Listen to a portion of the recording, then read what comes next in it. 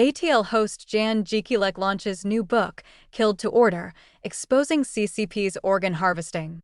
For more than 20 years, what has been done to counter the Chinese Communist regime's industrial-scale practice of forced organ harvesting from living prisoners of conscience has remained limited and mostly in independent capacities.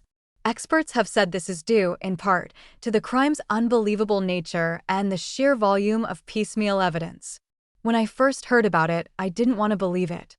I just felt revulsion, Jekielek said on Epic TV's American Thought Leaders, where he took the interviewee's seat for the first time with guest host Rob Schneider. I already knew what the Chinese Communist Party was capable of, broadly, but I didn't want to accept that this could be happening because it's so extreme, Jekielek said.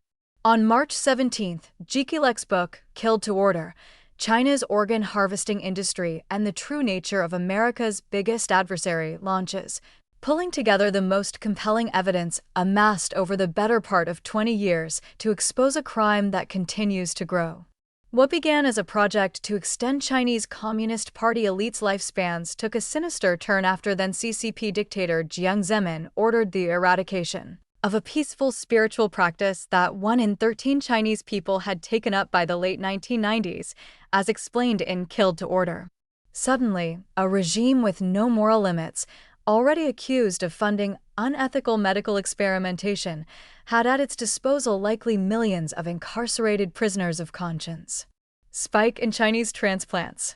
Falun Gong, also known as Falun Dafa, is a spiritual practice centered around the principles of truth, compassion, and tolerance. Jekielek, a Falun Gong practitioner himself, outlines in his book the circumstances in which the practice rose to popularity in China and the subsequent persecution in which the CCP branded practitioners enemies of the state overnight. In the early 2000s, reports emerged from Falun Gong practitioners claiming they had received unknown injections and undergone blood tests while imprisoned for their faith, but they did not know the purpose.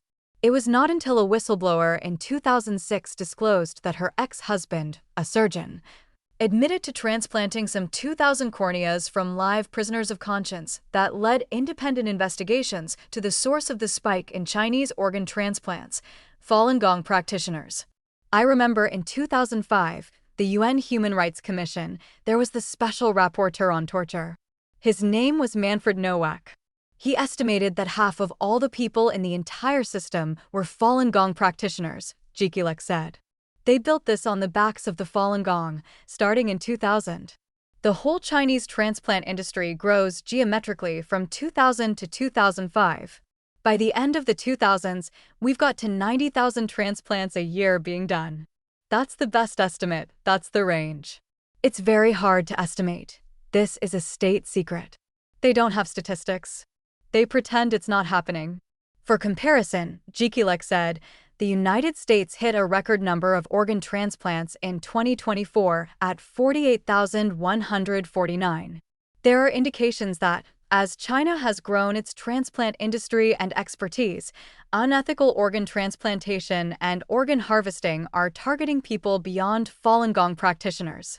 One example is the Uyghur population in Xinjiang, which is already undergoing what the United States has designated a genocide, as the CCP systemically erases Uyghur culture. I hate even saying this, but there actually is a global market for what they call halal organs, Jekielek said. Industrial scale system. Schneider and Jekielek compared the scale of the CCP's organ harvesting system to the Holocaust, noting that before the surgeon picks up the scalpel, thousands of people have to be involved in order to perpetuate this crime on a state scale. It's not just the transplant surgeons, it's everybody else in the system, Jekielek said. There's a lot of people that need to participate in order to achieve an organ transplantation situation. Schneider expressed disbelief that this program has managed to survive up to the present.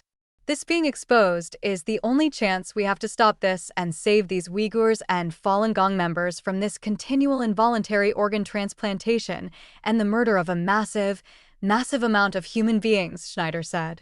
I think it's one of the great evils ever. The requiring of somebody's death for your survival, to me, is the most perverse thing I've ever heard in medicine. This abuse, with killing on demand, kill to order, is something that is unique in the history of humanity. Killed to Order launches March 17th.